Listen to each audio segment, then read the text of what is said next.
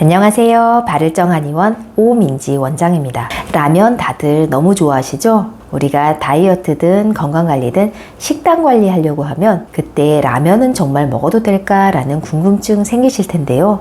라면을 1년에 두세 번 정도만 먹는 사람도 있지만 하루 이틀에 한 번, 일주일에 한 번은 꼭 먹어야 된다라는 사람도 있습니다. 또 별로 좋아하지 않더라도 옆에서 라면을 먹고 있으면 꼭 끌리는 게 라면인데요. 그런데 저도 그렇지만 라면을 먹고 있으면 뭔가 내 몸에 죄를 짓고 있다라는 그런 느낌이 드는 게 사실입니다. 이렇게 라면만큼 몸에 안 좋다라는 오명을 가지고 있는 음식도 없을 것 같은데요. 라면은 칼로리도 높고 MSG 첨가물도 많고 튀긴 음식이고 밀가루고 몸에 안 좋은 대표적인 음식으로 꼽는 게 사실입니다. 물론 라면이 한식보다는 안 좋은 음식이라는 건 사실이지만 너무 과대 포장되어 있는 면도 있는 것 같습니다.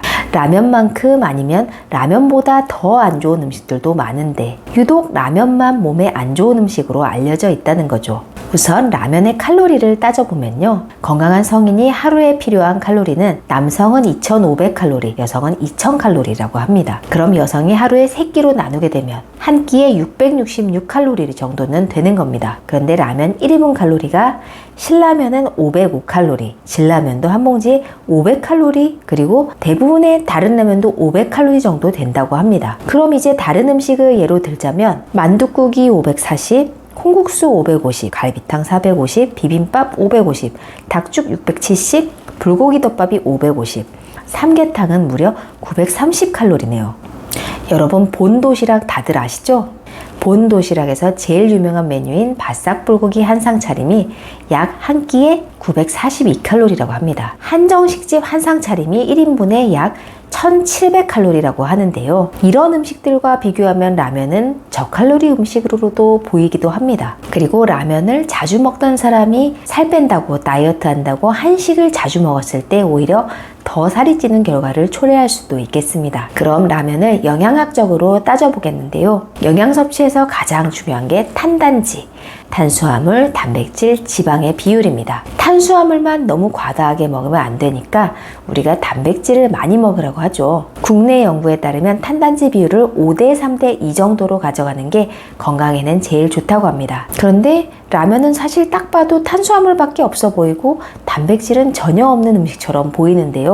실제로 신라면의 영양 성분을 살펴보면요. 탄수화물은 79g, 단백질 10g, 지방이 16g으로 단백질 비율이 10% 정도는 차지합니다. 그래도 우리가 한 끼 식사로 라면을 먹는다고 하고 단백질 비율을 10%가 아니라 30% 정도까지 끌어올린다고 한다면 이 라면을 끓일 때 단백질 식재료를 추가해서 더욱더 균형 있는 영양소를 갖춘 라면을 만들 수 있습니다. 그러한 식재료 중에 우리가 가장 잘하는 것이 달걀인데요. 달걀 외에 다른 것도 추천을 해보자면 순두부도 있습니다. 참고로 순두부를 넣으실 때는 순두부찌개처럼 고추기름을 조금 추가하시면 좀 더 칼칼하고 맛있어집니다.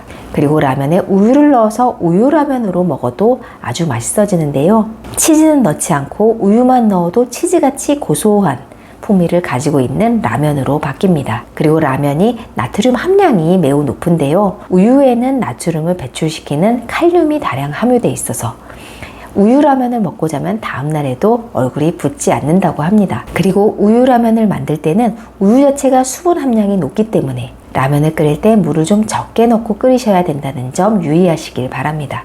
그리고 라면의 영양에 대해서 한 가지 재밌는 사실이 있는데요. 우리가 라면을 뜯어서 살펴보면 밀가루로 만들었을 테니 면이 하얘야 되는데 노란색입니다. 이 노란 이유가 라면 면을 만들 때 노란 비타민, 즉 비타민 B2를 넣기 때문이라는데요. 1970년대, 80년대만 해도 그때는 쌀이 귀해서 가정에서 라면을 자주 먹던 시기였습니다. 그때 라면만 먹어서 생길 수 있는 영양소 부족 문제를 해결하기 위해 비타민 B2를 첨가하게 되었고 그때부터 라면 면발이 노래졌다고 합니다. 우리나라에서 라면의 오랜 역사만큼이나 이렇게 영양에도 신경을 썼다는 것이 굉장히 놀랍습니다. 그런데 라면에는 야채가 없죠. 우리가 야채를 먹어야 섬유질을 섭취할 수 있는데요. 그래서 우리가 건강하게 라면을 끓여 먹기 위해서는 야채 반찬을 곁들여 먹거나 또는 야채를 넣어서 같이 끓여 먹는 것을 권유합니다. 라면에 넣어서 같이 끓여 먹으면 어울리는 채소들은 마늘, 양파, 청양고추 이러한 매운맛이 나는 야채들이 있고요. 다시마, 미역 같은 천연 조미료 같은 야채들이 잘 어울립니다.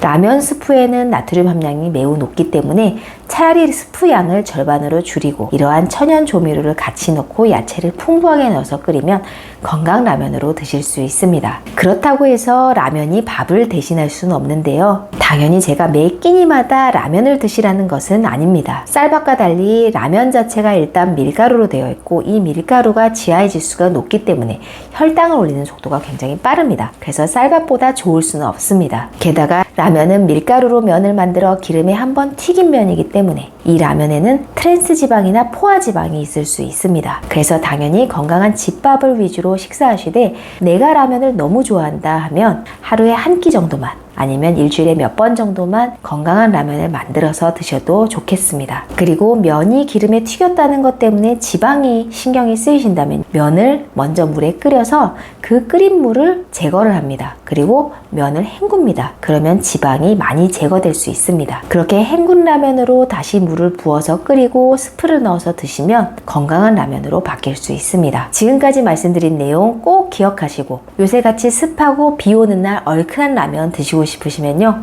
달걀, 두부, 야채 꼭 넣어서 드시고 이렇게 건강 라면 챙겨 드시면 건강까지 챙기실 수 있습니다. 그럼 다음에도 좋은 내용으로 찾아뵙겠습니다. 감사합니다.